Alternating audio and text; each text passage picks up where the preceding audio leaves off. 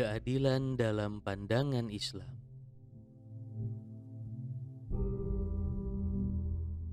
Sepanjang sejarah manusia, isu-isu yang berkaitan dengan keadilan selalu menarik untuk dibahas. Berbagai faham dari peradaban-peradaban yang ada telah mencoba menjelaskan hakikat keadilan. Para filosof kemudian menyebut bahwa keadilan adalah salah satu puncak kebajikan atau cardinal virtues dari kebajikan-kebajikan yang ada. Bahkan ada yang berpendapat bahwa keadilan adalah hasil dan kesempurnaan dari puncak kebajikan.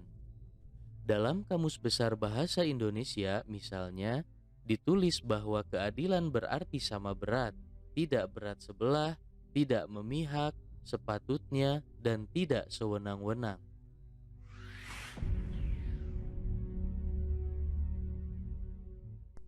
Jika kita renungkan bersama dari berbagai teori yang ada, faham tentang keadilan selalu mengerucut kepada apa yang sering disebut sebagai keadilan sosial atau social justice.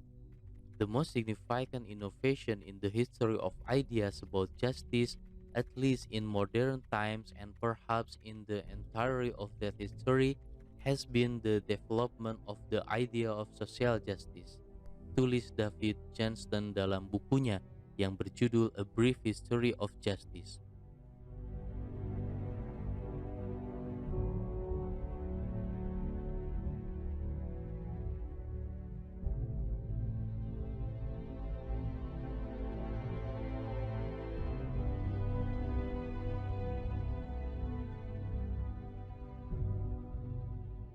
Hal yang sama ditulis oleh John Rawls yang menegaskan bahwa tema paling utama dari keadilan adalah masyarakat.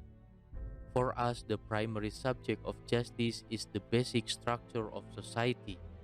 Dari cara pandang tersebut, keadilan akan ada jika negara ada.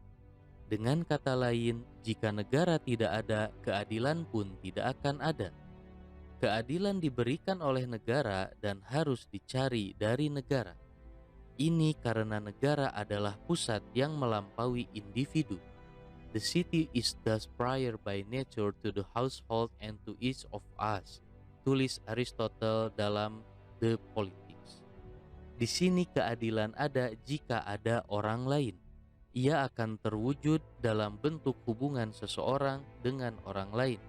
Inilah ciri khas keadilan menurut cara pandang Barat. Di dalam Prolegomena to the Metaphysics of Islam, Profesor Syed Muhammad Naqib Al-Atas menjelaskan bahwa keadilan yang difahami oleh Barat tidak sama dengan keadilan yang diajarkan oleh Islam. Islam mengajarkan bahwa makna asasi dari keadilan tidak terkait dengan hubungan antara dua orang, masyarakat, kota, atau negara. Dengan tanpa menafikan keadilan sosial, keadilan di dalam Islam lebih menitik beratkan kepada individu, yaitu hubungan seseorang dengan dirinya sendiri.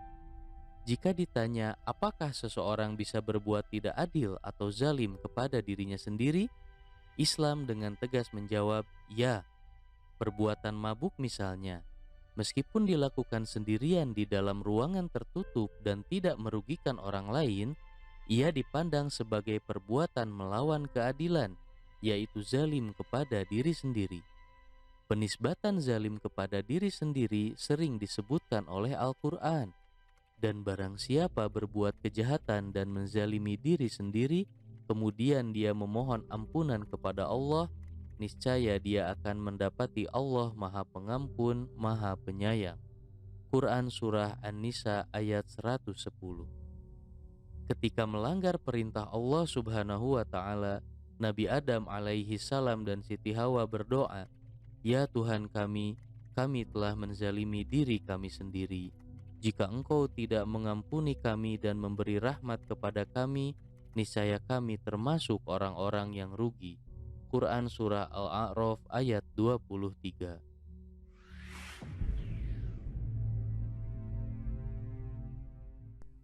Islam pun memandang keadilan sebagai bagian dari agama. Salah satu nama-nama paling indah atau Al-Asma'ul Husna yang dimiliki oleh Allah adalah Maha Adil atau Al-Adil.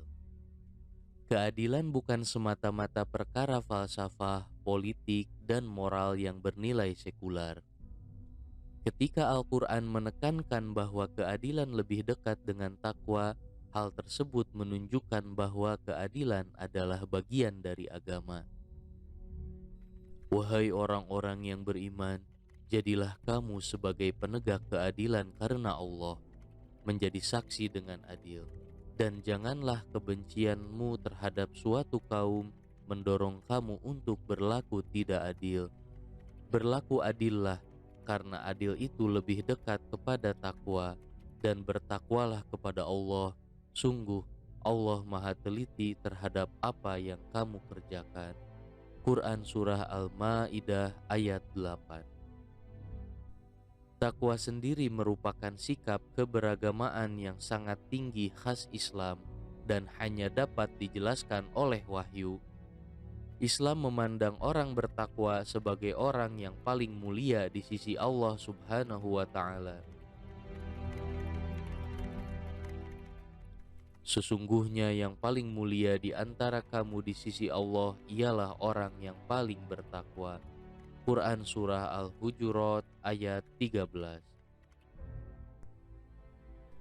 Lalu bagaimana kita memahami keadilan terhadap diri sendiri?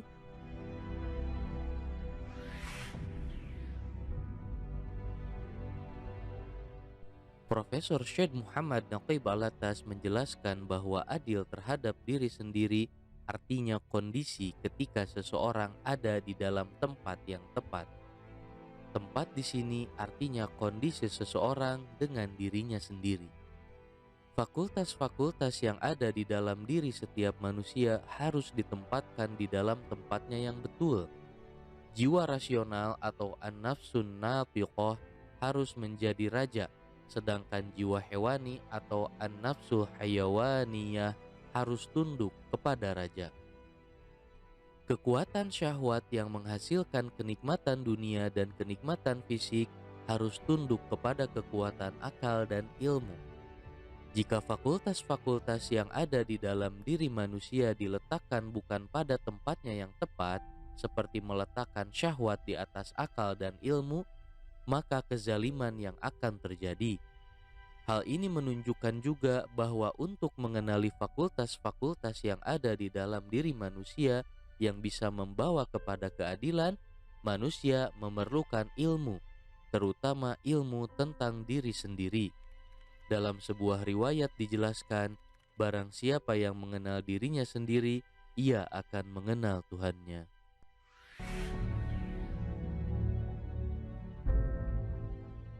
Jadi, ketika kita meminta keadilan kepada negara, sedangkan individu-individu penegak keadilan di dalam negara tidak adil kepada dirinya sendiri, ini artinya kita sedang meminta keadilan kepada orang yang justru tidak berlaku adil kepada dirinya sendiri. Inilah akar mula yang menyebabkan hukum di sebuah negara, sebaik apapun hukum tersebut, bisa dipermainkan oleh hawa nafsu. Ini juga yang menjadi penyebab berlakunya kezaliman dan kerusakan atau chaos di dalam kehidupan manusia. Bagaimana mungkin individu-individu penegak keadilan bisa bersikap adil kepada orang lain, sedangkan kepada diri sendiri saja mereka tidak bisa berbuat adil? Keadilan sosial akan menjadi fatamorgana jika tidak berasaskan keadilan individu. Di sini Profesor Syed Muhammad Naqib Al-Atas menegaskan, justice and injustice indeed begins and ends with the self.